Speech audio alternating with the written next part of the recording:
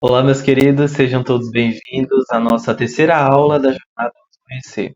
Eu tenho certeza que as aulas passadas, que estão gravadas, que estão disponíveis para vocês, foram aulas muito potentes, muito profundas, e essa não vai ser diferente. Nós temos hoje uma aula muito importante para a nossa jornada. A aula tem por título Voltando para Casa. Então, a gente vai explorar os espaços, as situações potencialmente traumáticas. A gente vai entender, no olhar da psicotraumatologia, o trabalho que a gente tem em cima das observações dos nossos traumas emocionais, das nossas feridas da infância, vai ser maravilhoso. Você que está assistindo essa aula, espero que você tenha uma experiência fantástica hoje e continue aqui na nossa jornada para entender melhor da criança que você foi um dia. Para que a gente possa iniciar essa aula, eu trouxe uma frase para vocês, vou colocar aqui. Vamos ver aqui a frase da Ana Freud, tá? Psicanalista, filha de Sigmund Freud, criador da psicanálise, que fala: o trauma é uma catástrofe interna, um colapso total da personalidade, devido à sobrecarga que sobrepôs as funções e atividades mediadoras. Aí vocês podem perguntar: professor, o senhor já traz uma frase dessa, toda trabalhada dentro do trabalho, dentro de uma questão subjetiva? Vou trazer para vocês para que vocês possam perceber a importância de entender como o trauma acaba criando um espaço de novo funcionamento dentro do psiquismo. Existe uma frase de um teórico que fala que o trauma ele transforma atividades, as atividades do ego em atividades de ação para atividades de proteção. Então o ego ele começa a tomar posse de um espaço de defender-se sempre do ambiente. É essa sensação. O que é ego, pessoal? Ego é a nossa personalidade, a construção da nossa singularidade, do nosso eu, do nosso self. Lembra que eu falei sobre self nas aulas passadas? Ok? Então, esse é o nosso ego. As atividades mediadoras do ego, as funções e atividades mediadoras do ego, são exatamente as funções de atividades de protagonismo, de relacionamento, as atividades básicas das nossas vivências. E o que acontece? Quando a gente é acometido de um trauma, psicotrauma, seja como vocês querem chamar, nós acabamos transformando as atividades básicas mediadoras do ego para atividades de defesa desse ego. Durante a nossa jornada, vocês vão entender mais sobre os mecanismos de defesa que a criança interior cria para se proteger dessas possíveis ameaças. Mas a gente, nesse primeiro momento, vai entender mais sobre a visão da psicotraumatologia acerca das experiências potencialmente traumáticas. Essas aulas, a partir de agora, ficarão mais dinâmicas e também vocês terão algumas atividades que estão em PDF disponíveis para vocês, disponíveis no grupo para vocês e também para você que comprou esse curso depois, vai ter todos os PDFs e todas as atividades disponíveis também. Vamos seguir? Vocês já me conhecem, quem está entrando agora na nossa jornada, eu sou o professor Abraão Lemos, é um prazer ter você aqui. Eu sou psicanalista, mestre de psicanálise e tenho aí um trabalho voltado para a educação, para a transmissão da psicanálise, para a transmissão das práticas terapêuticas. Vamos continuar. Na nossa jornada, na nossa trilha de conteúdo dentro dessa aula de hoje, a gente vai entender um pouco da introdução. Então, introdução à psicotraumatologia, aos espaços potencialmente traumáticos, a gente vai ver um pouco da experiência, propriamente da experiência traumática, as experiências de subjetividade do trauma. O que é trauma, eu vou trazer um bônus de atividade que vai ficar disponível para vocês logo logo, ok? Vamos entender um pouco mais. Quais são os ambientes potencialmente traumáticos, ou o que é o ambiente potencialmente traumático? O ambiente potencialmente, os espaços potenciais traumáticos, são ambientes relacionais que podem contribuir de forma direta ou indireta com a formação de uma experiência traumática.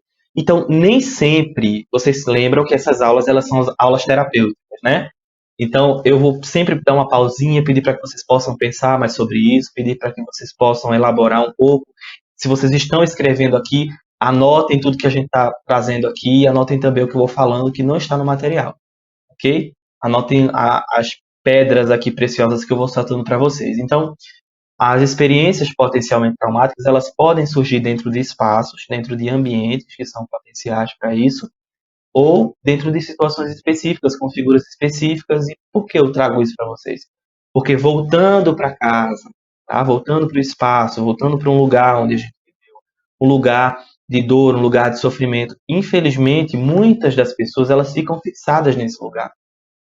E por mais que elas, em sua maturação natural, em seu desenvolvimento natural, em sua vivência, se tornem adultos, elas não conseguem sair dessa fixação inicial.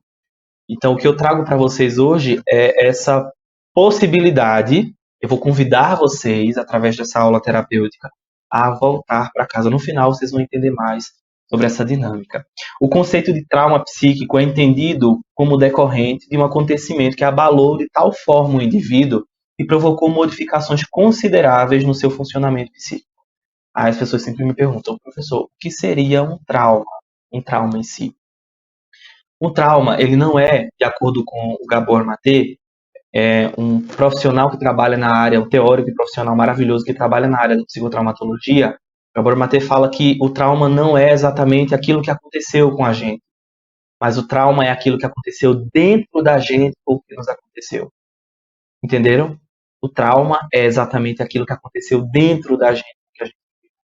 Então, por isso que a pessoa vive uma experiência traumática, ou várias pessoas vivem a mesma experiência traumática. Normalmente, pessoas que sofreram um acidente, elas podem sofrer do transtorno de estresse pós-traumático? Podem, mas as experiências subjetivas de sofrimento serão diferentes. Então, trauma, a experiência traumática é aquilo que aconteceu dentro da gente, com o que a gente viveu. Ok? Vocês vão entender isso, vai começar a tomar corpo, vai ficar cada vez mais claro para vocês durante as nossas aulas. Estamos na terceira aula, nós temos ainda 3 aulas à frente e vocês vão entender bastante sobre isso, ok? Esta delimitação do conceito introduz a problemática da tensão entre o que é interno e o que é externo dentro do trauma.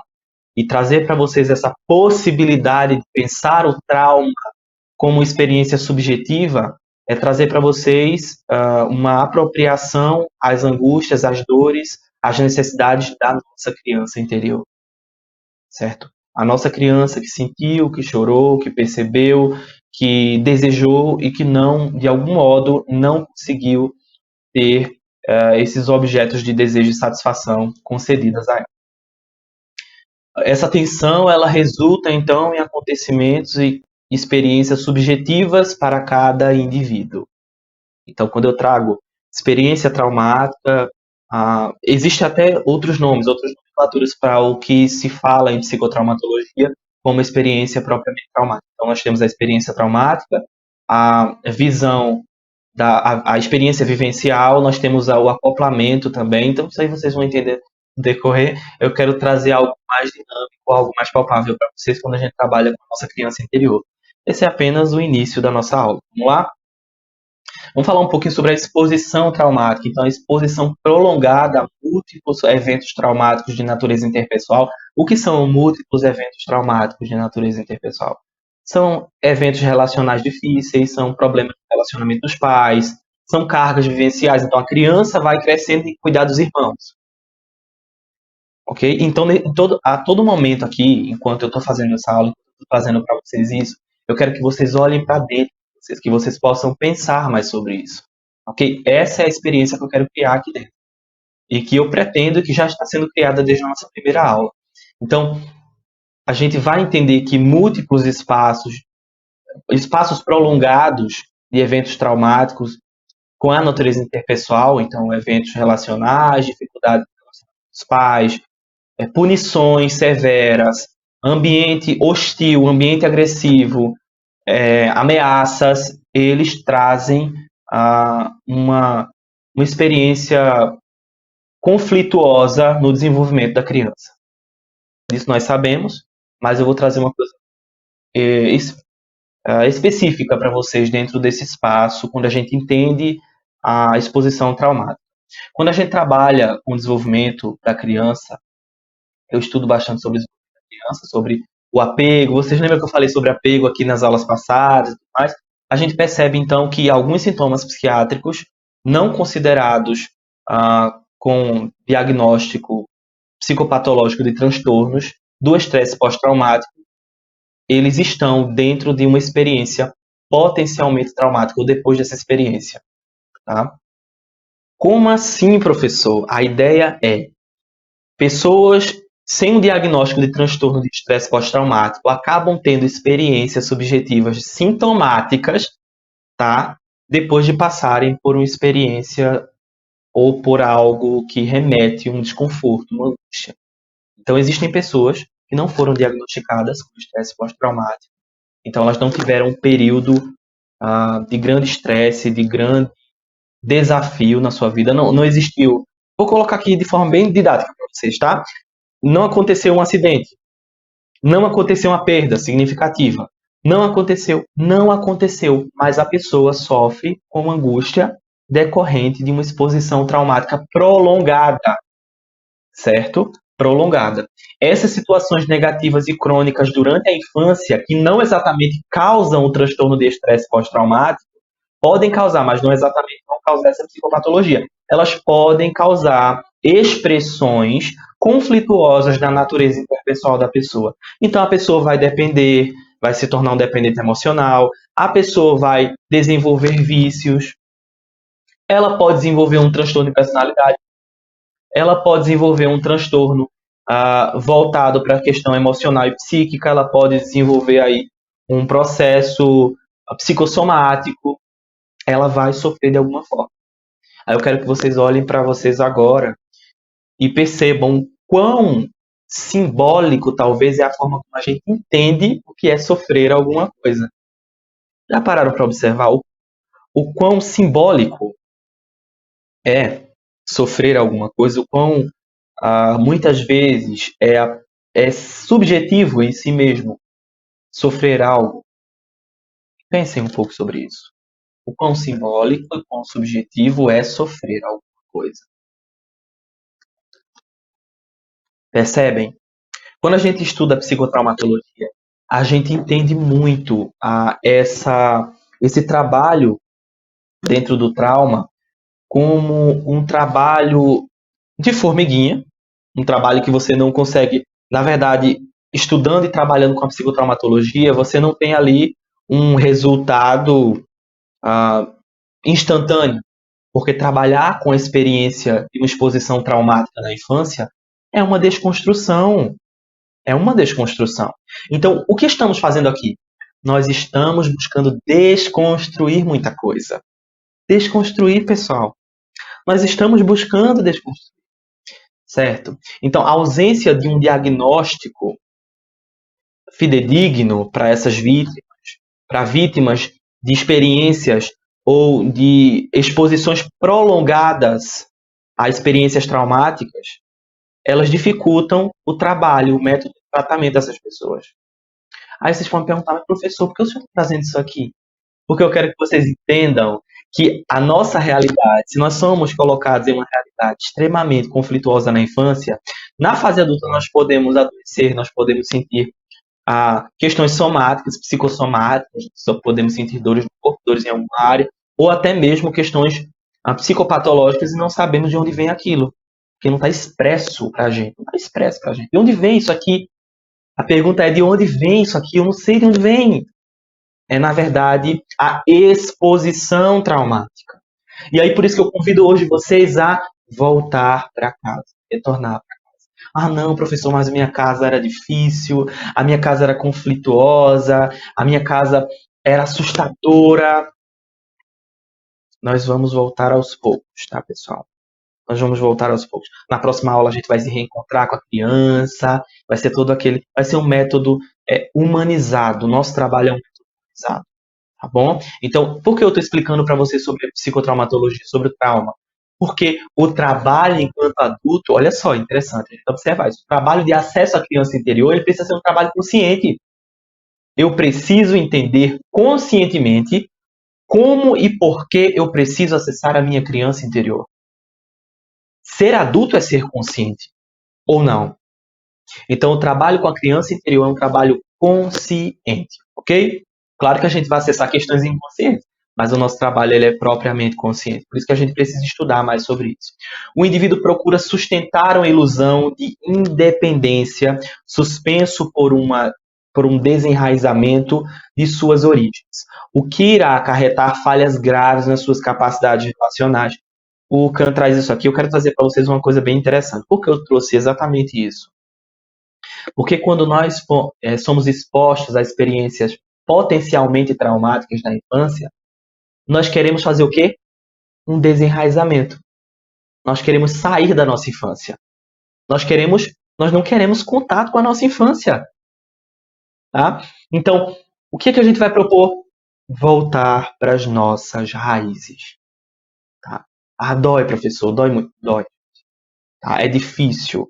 As aulas terapêuticas, elas proporcionam um momento de desconstrução, de construção, de entendimento, de abertura para um conhecimento, de construção de conhecimento. Claro que o trabalho em si, um trabalho psicoterapêutico, ele precisa ser feito com um profissional, individualmente ou em grupo, tá? Mas o trabalho que eu quero trazer para vocês aqui é um trabalho para a abertura dentro do conhecimento, tá? Eu vou trazer uma frase aqui para vocês, olha que frase linda, tá? Uma frase aqui bem interessante para que vocês possam observar. Essa frase aqui eu trouxe para nossa aula, tá? Trouxe para nossa aula. Olha essa frase. O conhecimento, essa frase é do Chester, tá bom? O conhecimento iluminava ou ilumina as câmaras esquecidas da casa escura da infância. Agora eu sei como é possível sentir saudade de uma casa estando em casa. Olha isso. Olha o que o Chesterton traz aqui. Ele traz a ideia de que o conhecimento ilumina as câmaras esquecidas da casa da infância. Então, é o que estamos construindo aqui. O conhecimento, ele ilumina os espaços esquecidos, os espaços que estavam guardados, escondidos na nossa infância. O conhecimento transforma. Então, o que vocês estão construindo aqui é o primeiro passo para uma mudança interna. Ok? Em lugar de integração da estrutura do ego, ocorrem intrapsiquicamente múltiplas desassociações com as nossas estruturas mediadoras de atividades básicas do ego. Aí vocês podem me perguntar, vocês podem falar, professor, pelo amor de Deus, explica isso, que está muito... Olha só, no lugar da gente integrar a nossa estrutura, no lugar de vivermos um self, um eu positivo, agradável, completo, no lugar de viver uma essência positiva da nossa própria história, ocorrem o quê? Múltiplas dissociações. Então a gente não consegue se perceber em vários lugares. O papel de pai, o papel de mãe, o papel de profissional. A gente procura uma imagem o tempo todo para servir como aquele espaço que vai nos levar a uma identificação. Que imagem é essa que nós procuramos o tempo todo? É aquela imagem de uma mãe perfeita, de um pai perfeito, de uma esposa perfeita, de um marido perfeito, de um filho perfeito. Que imagem é essa que nós buscamos o tempo todo? Então, essas imagens, essas buscas por imagens, essas múltiplas desassociações, uma desassociação que eu sempre observo na clínica, que a gente sempre observa no trabalho com a nossa criança interior, é aquela do eu não lembro da minha própria história, eu não lembro de nada da infância. Ou aquela onde a gente chega e fala assim, a infância não vale nada, não é importante observar, não precisa estudar a infância, não precisa observar as questões que eu vivi. Ok? Então, a desassociação é exatamente essa. Eu não consigo me reconhecer como autor da minha própria história. Isso ocorre por quê? Porque eu não quero um enraizamento da minha própria história, da minha própria vivência. Eu não quero viver, eu não quero sentir que eu vivi aquilo. E tá tudo bem, isso é um mecanismo de defesa, a gente vai entender mais nas próximas aulas, ok? Mas eu quero trazer para vocês essa proporção.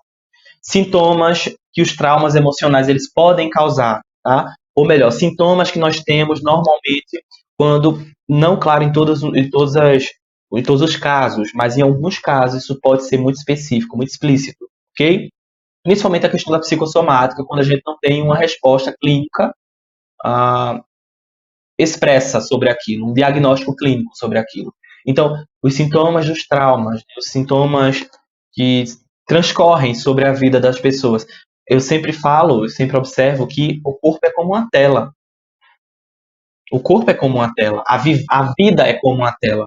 Nós pintamos, nós ensaiamos, nós colocamos tudo sobre essa tela. Tudo que a gente vive, tudo que a gente sente, tudo que a gente gosta, tudo que a gente deseja, mas tudo que a gente teme também. Tudo que a gente teme. Tá? Então, há os sintomas psicossomáticos, como úlceras, palpitações, dor no coração, hipertensão, alergias, enxaqueca, fibromialgia, síndrome do intestino irritável, síndrome de fadiga crônica, tudo isso pode ser psicossomático. E eu não estou falando aqui, não estou criando abobrinha aqui, não. Se vocês pesquisarem, vocês vão encontrar aí literatura nacional e internacional falando sobre esse tipo de coisa, sobre esse tipo de experiência após um trauma. Temos então os psicossomáticos, os sintomas psicossomáticos, e temos também os sintomas psíquicos, ok? Irritabilidade, ansiedade, agressividade, medo, tá? Angústia, sintomas psíquicos dentro desse espaço. Nós temos sintomas psíquicos, ok? Então nós temos esses sintomas que vão servir como o quê? Como a tentativa de elaboração das experiências potencialmente traumáticas ou traumáticas que tivemos na nossa infância. E eu quero que vocês olhem para vocês agora. Olhem para dentro de vocês. Percebam que talvez a gente mantém esse espaço. A gente acaba mantendo, pessoal. A gente mantém. Muitas vezes a gente mantém esse espaço de adoecimento. Muitas vezes a gente mantém uma dor, uma ansiedade. A gente mantém uma enxaqueca, mantém uma alergia, mantém uma síndrome do intestino irritável, mantém uma fadiga crônica. Por que a gente mantém isso?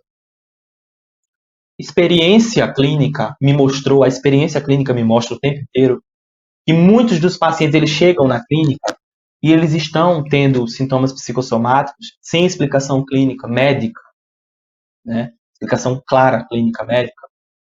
E eles falam, olha, eu não sei porque eu estou sentindo isso.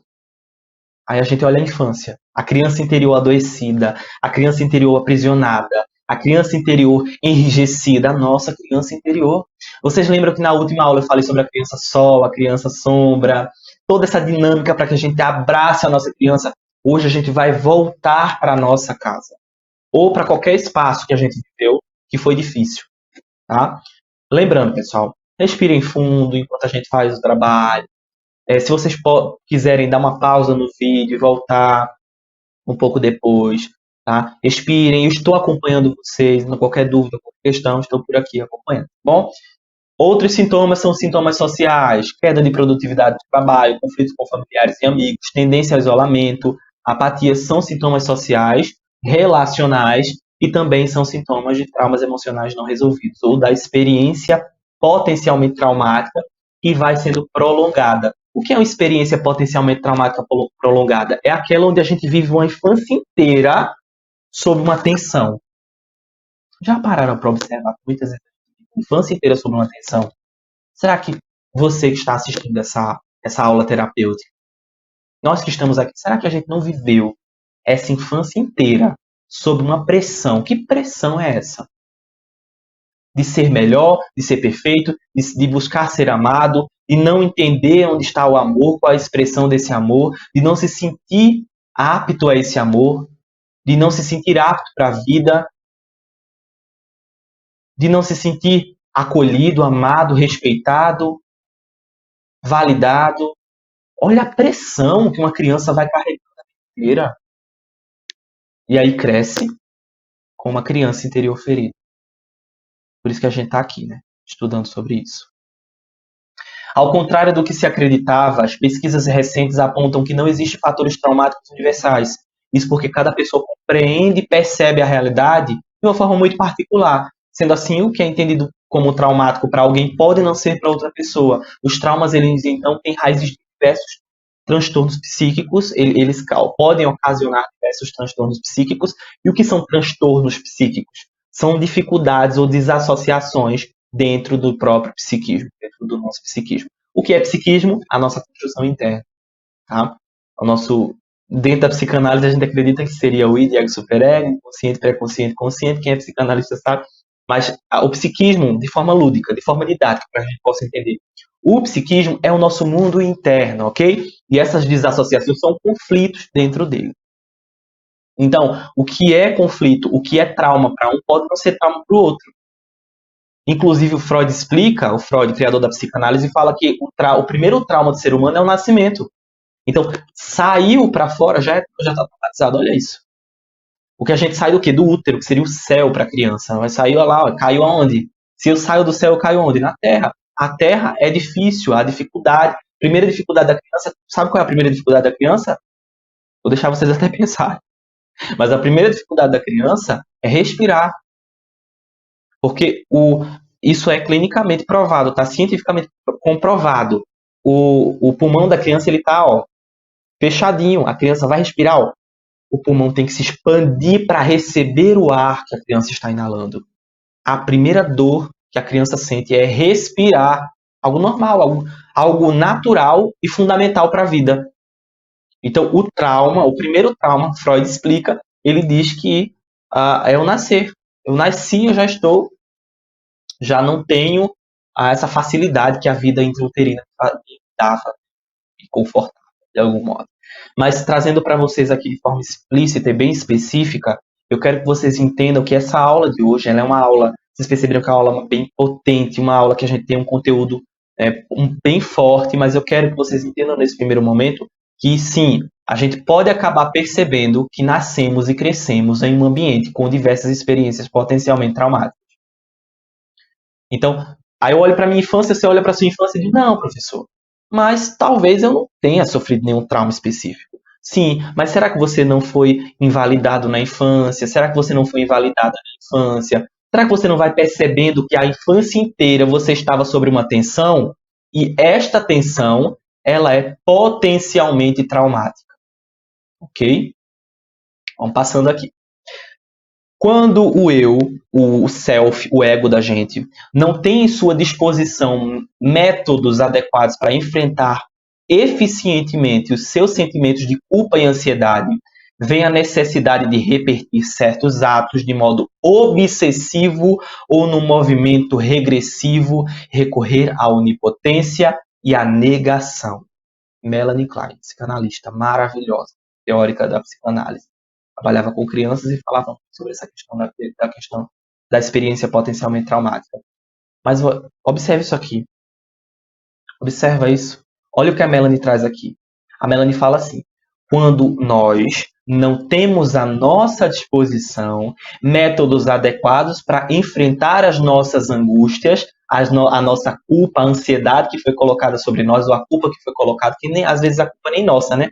É uma culpa que é colocada sobre nós, uma responsabilidade que é colocada sobre a criança que não é dela, vem a necessidade de repetir certos atos de modo obsessivo. Aí a gente vai para a fase adulta, começa a repetir. Não sei por que eu estou fazendo isso, eu não sei porque eu acabo repetindo os mesmos erros. Porque nós acabamos de modo obsessivo ou até mesmo um movimento regressivo, porque se eu tento na infância e não consigo, eu vou fazer o quê? Vou até a fase adulta arrastando o mesmo erro, arrastando a mesma tentativa para recorrer à onipotência ou à negação, para tentar resolver aquilo. Porque eu não tinha à minha disposição métodos adequados para enfrentar a ansiedade que eu tinha quando criança. Nós não tínhamos, pessoal. Nós não éramos o cérebro maduro na relação com nossos pais. Quem era o cérebro maduro na relação? Os nossos pais, os nossos cuidadores. Quem deveria, de fato, nos acolher, nos validar, melhorar a relação que tinha com a gente? Entender o nosso lado, o nosso ambiente. Mas muitas vezes a gente não tem isso. Então a gente, para tentar enfrentar tudo isso, acaba repetindo de modo obsessivo atos.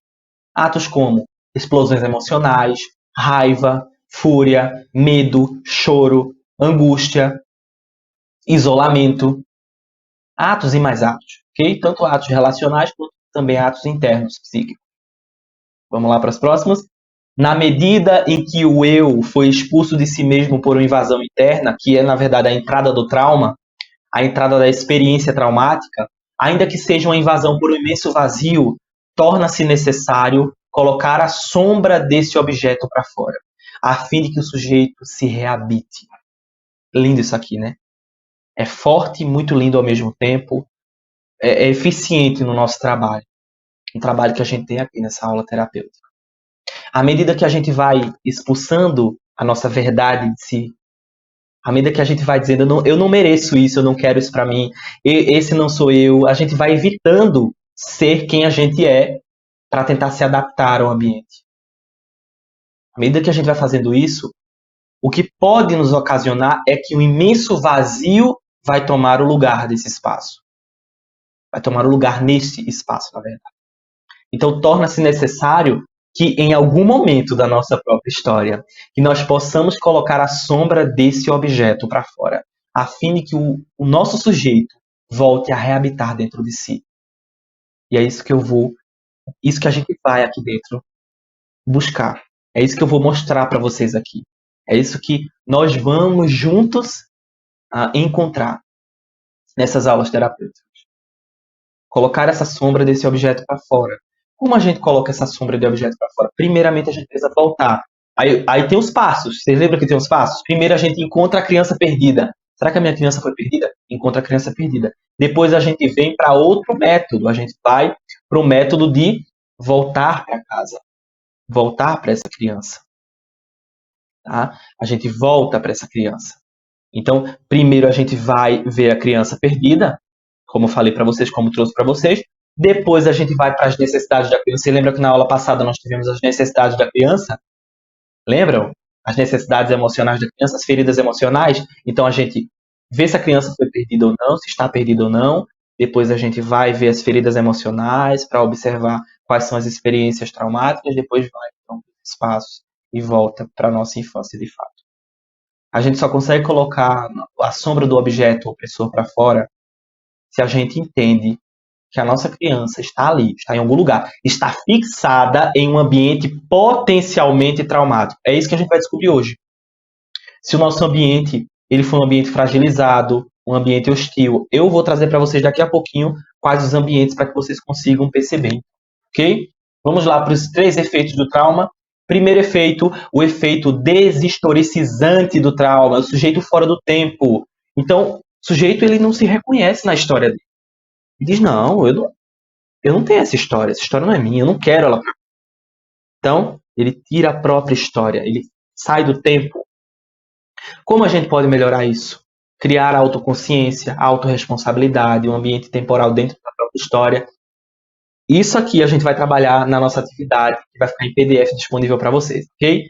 É um workbook. O que é um workbook? É um e-book para trabalho, tá? E-book para trabalho. Vocês vão trabalhar os materiais que foram estudados aqui de forma prática no workbook, ok? O efeito autoalienante do trauma é o sujeito fora de si. Então, eu saio da minha própria história, mas eu também saio. Eu não quero, eu rejeito a pessoa que chora. Eu rejeito o que dói dentro de mim. Eu rejeito a minha figura real. Então, como a gente pode melhorar isso? Exercitar a autopercepção, a autonomia e construir protagonismo. Vocês também vão trabalhar disso nos recursos terapêuticos lá no workbook. O efeito autointoxicante, o eu ruim, tá? É outro efeito do trauma. O efeito que vai intoxicar o próprio sujeito. Ele vai dizer, o culpado sou eu. Eu que sou o culpado. Eu que estou errado nisso aqui. Eu que mereço ser punido. Ok? Esse é outro efeito. Efeito autointoxicante. Como a gente melhora isso? Proporcionar autoconhecimento também, autorresgate e autoaceitação. Vocês também vão trabalhar com isso no nosso workbook. Ok? Vai ficar disponível para vocês. As influências da fragilidade, insuficiência e instabilidade do ambiente. Chegamos aqui. Chegamos a um ponto específico no nosso trabalho hoje. Ok? As influências da fragilidade, da insuficiência e da instabilidade do ambiente. Agora a gente vai começar a descobrir em que ambiente a gente viveu. Se a gente viveu num ambiente frágil, insuficiente ou instável. Tá?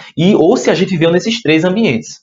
Em um ambiente que tem as 3 características. E aí a dor é muito grande, mas a gente vai entender melhor isso aqui agora. Tá? As influências da fragilidade, da insuficiência em um ambiente são circunstâncias potencialmente traumáticas que afetam diretamente o desenvolvimento. Podem gerar resultados desastrosos e angustiantes na fase adulta. Dificuldades relacionais, não flexibilidade, não adaptabilidade. Então, eu não consigo me flexibilizar frente à vida. Não consigo me reorganizar frente a uma mudança. A pessoa que viveu em um ambiente insuficiente ou instável, ela não consegue se flexibilizar. A criança interior dela está enrijecida, não tem criatividade, não tem ludicidade. Ok? não pertencimento ou insatisfação recorrente, constante, tá? É aquela insatisfação, peraí, tá faltando alguma coisa, falta alguma coisa, não sei o que falta para eu ser feliz. Ambiente insuficiente, tá? Normalmente. Medo e desprezo, medo do abandono, é um ambiente fragilizado, é o medo de ser desprezado, aquele muito frágil, qualquer pessoa pode ir embora a qualquer momento. Então eu preciso fazer o quê? Me enrijecer. Eu preciso ser o que eles querem que eu seja. Olha só a sensação, né, pessoal?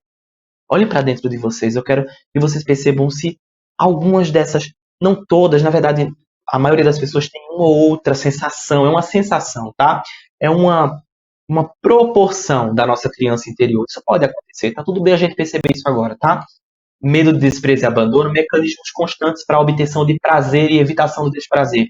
Normalmente, esse mecanismo constante em obtenção de prazer e o medo do desprazer está relacionado a crianças que passaram por um ambiente de extrema instabilidade e insuficiência. Não tinha nada que lhes desse prazer, ele não conseguia brincar, ele não tinha um brinquedo, ele não tinha alguém que brincasse com ele, mesmo que não tivesse o brinquedo, mas alguém que fosse ali e brincasse com ele. De faz de conta, contar uma história.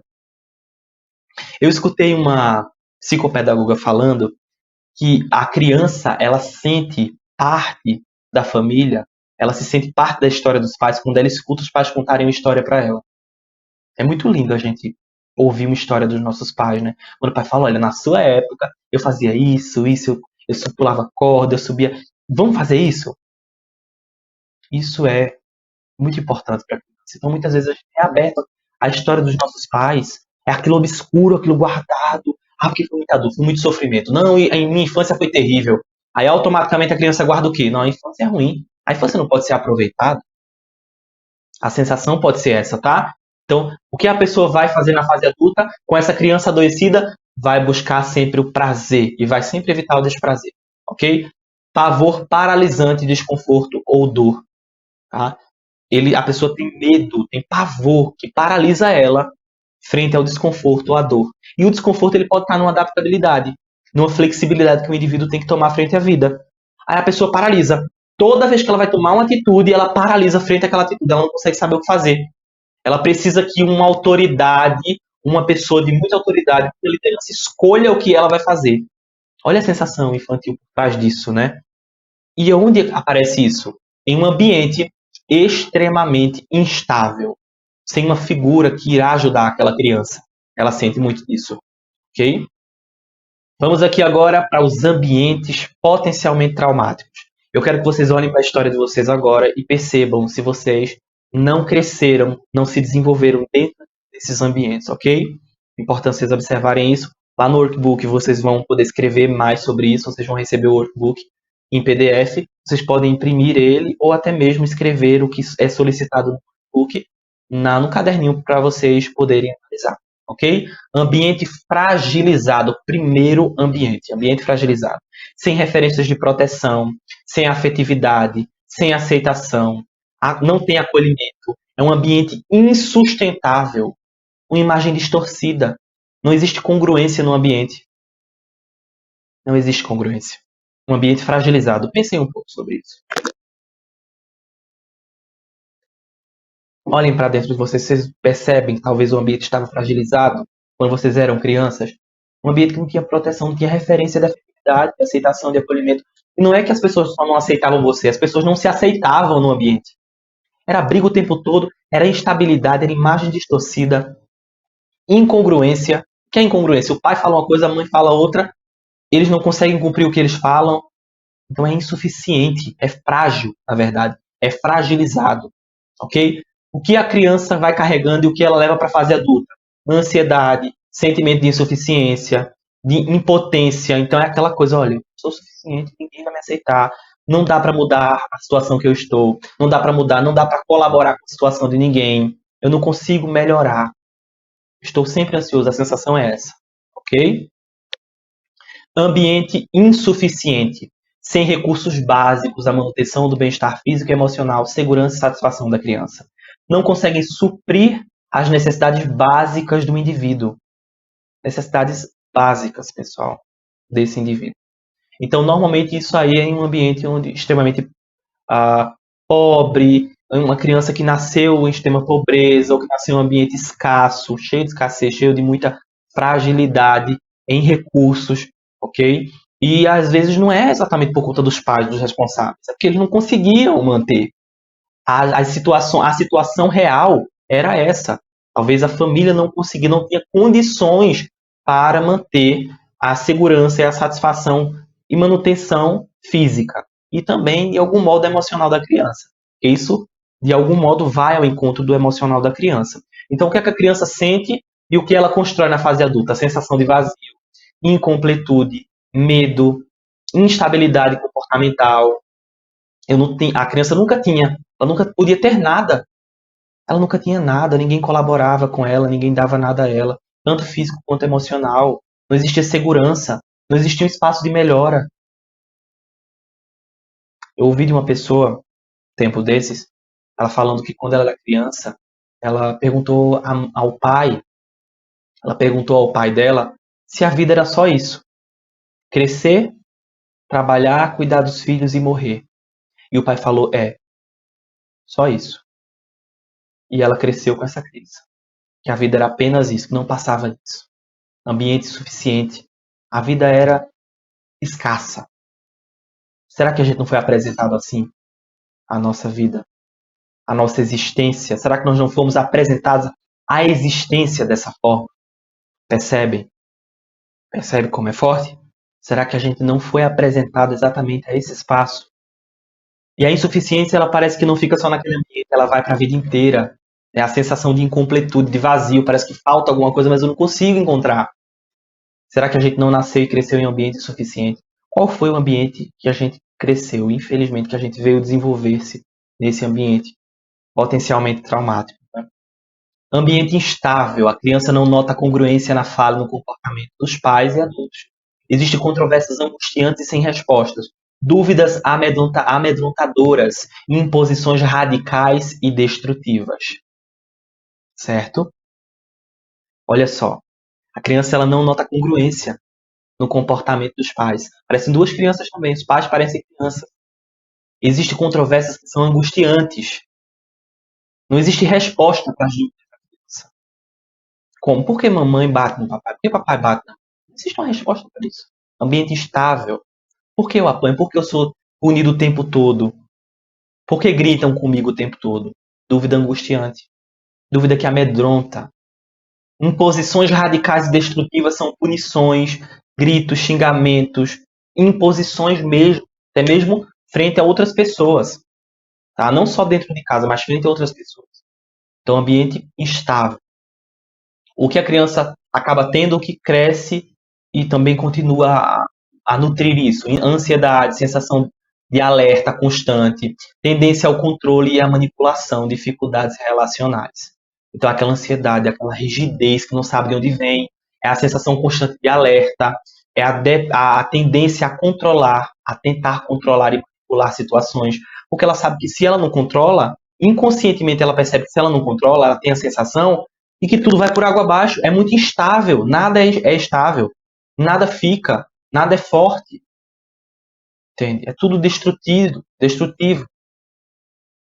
Então é importante a gente observar, será que a gente também cresceu em um ambiente instável? E aí vocês podem perguntar, mas professor, eu acabei percebendo que eu cresci nos três. O que eu tenho que fazer? A gente precisa em algum momento observar. Esse é o primeiro passo, observar. Tá? Observar, se autoanalisar, se autoperceber, entender quais eram exatamente os espaços de instabilidade, em quais questões estavam ligadas à instabilidade. Porque aí a gente vai começar a perceber os gatilhos para a autoproteção, que é exatamente o que a gente vai ver nas próximas aulas. Ok? São passos, né? Voltando para casa. Vamos voltar um pouco para casa agora. Vou pedir para que vocês respirem. Vocês deem uma pausa se precisar, para que vocês possam respirar. Eu sei que foi muita informação, tá? Eu vou pedir para que vocês possam respirar nesse momento, para que vocês possam perceber a importância desse trabalho que está acontecendo agora. Muito importante, né, pessoal? Muito importante. E o que é voltar para casa? O que é voltar para casa para você? Anote. Anote para você agora, se você está escrevendo dentro dessa aula terapêutica. O que é voltar para casa para você. Como é voltar para casa? O que seria olhar para sua infância? O que é voltar e olhar para sua casa, para o ambiente que você nasceu? Dói? É bom? É ruim? Tinha escassez? Tinha medo? Tinha angústia? O que tinha lá dentro? Vamos buscar entender agora. Como era o espaço que você cresceu? Olha essa casinha aqui. Observe essa casinha. Imagina que a sua criança, ela está indo em direção a essa casinha. Essa casa é a sua infância. Ao entrar nessa casa, você será iluminado pelo conhecimento e você verá toda a sua infância ali. Todos os ambientes que você cresceu, desde o seu nascimento. Como era tudo isso? Como era o espaço? No workbook vocês vão conseguir relatar tudo isso, ok? Para o crescimento de vocês. Ela possui estrutura emocional e afetiva, física e material suficiente para o desenvolvimento saudável de uma criança? Será que a casa que a gente cresceu, ela tinha o básico para sustentar uma criança? E quando eu digo básico, pessoal, é um bom para sustentar uma criança. Porque a gente acredita que o básico é escassez. Escassez não é básico, tá, gente? Escassez nunca pode ser considerado básico. Porque se a gente considera a escassez o básico, nós nos transformamos em adultos escassos. Em adultos que não aceitam mais da sua própria vida. Em adultos que não se desenvolvem, não aceitam o sucesso, não aceitam a melhora para a sua própria existência. Se nós aceitamos a escassez como algo básico para a manutenção da nossa própria história, nós não conseguimos nos tornar protagonistas da nossa própria vida. Porque escassez é dificuldade, escassez é ruim, escassez é destrutiva. Tá? Então, como foi o nosso ambiente? Pensem que vocês estão voltando e observando aquela casinha. E a criança de vocês está lá dentro. E vocês vão conseguir perceber tudo isso. Como era a casa de vocês? Como era o ambiente? Não precisava ser a casa, mas o ambiente que você cresceu, onde você mais conviveu. Quais os maiores medos relacionados ao espaço em que você vivia? Perguntas que vocês podem responder no workbook, ok? Quais os maiores medos relacionados a onde você vivia? É medo da... Eu tinha uma paciente que ela falava que tinha medo da casa cair. E abrindo aqui espaço, abrindo para vocês um pouco da minha história, eu tinha medo que a minha casa caísse. Porque era uma casa muito velha.